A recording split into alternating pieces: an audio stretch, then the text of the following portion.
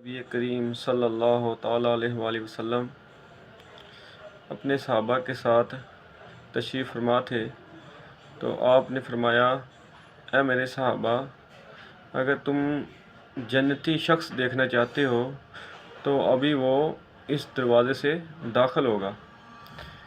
تو دیکھا ایک شخص آیا جس کے داڑھی مبارک سے وضو کے قطرے ٹپک رہے تھے۔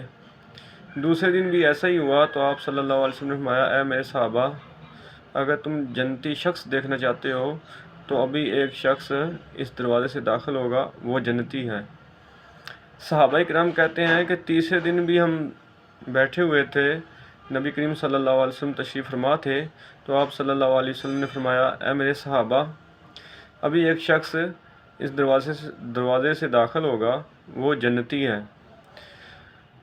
تو وہ انصاری صحابی تھے، حضرت عبداللہ بن عمر رضی اللہ تعالی عنہما۔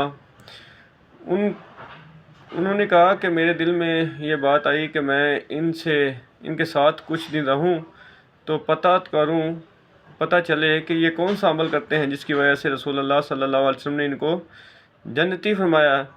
تو وہ ان انصاری صحابی کے پاس گئے تو کہنے لگے کہ میرا گھر والوں کے ساتھ کچھ جھگڑا وغیرہ ہو گیا ہے تو مجھے کچھ دن اپنے ساتھ رکھ لیجئے۔ تو انہوں نے کہا ٹھیک ہے۔ تو کہتے ہیں کہ میں نے ان کے ساتھ 3 دن گزارے تو میں نے دیکھا کہ رات کو جب وضو نماز پڑھتے تو اس کے بعد سو جاتے، تو رات کو کوئی تہجد وغیرہ یا کوئی اس طرح کوئی لمبی عبادت، تسبیح ہاتھ وغیرہ کچھ بھی نہیں کرتے تھے۔ تو کہتے ہیں کہ میں نے جب ان کے معاملات دیکھے تو میں نے ان کو بتایا کہ میرا گھر والوں کے ساتھ کوئی جھگڑا وغیرہ نہیں ہوا تھا۔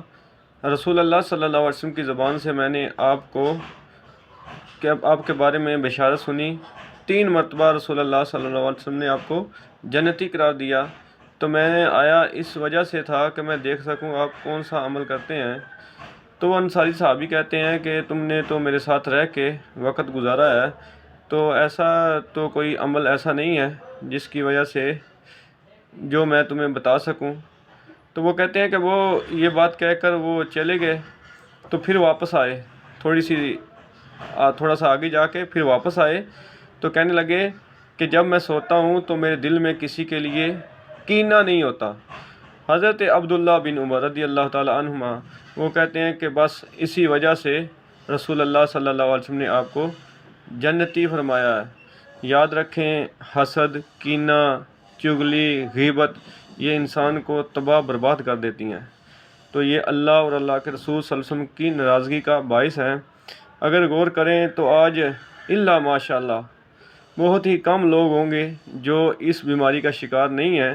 اللہ تعالی ہمیں حسد جیسی بیماری سے اور کینہ جیسی بیماری سے محفوظ فرمائے۔ اللہ تعالی ہمیں دوسروں کی خیر خواہی کرنے کی توفیق عطا فرمائے۔ اپنے دلوں میں اللہ کا ذکر کریں، اللہ تعالیٰ کے ذکر سے اپنے دلوں کو آباد کریں، نہ کہ لوگوں کے ساتھ حسد کریں۔ اللہ تعالیٰ ہمیں اس کینہ پروری اور حسد جیسی زندگی سے محفوظ فرمائے، آمین۔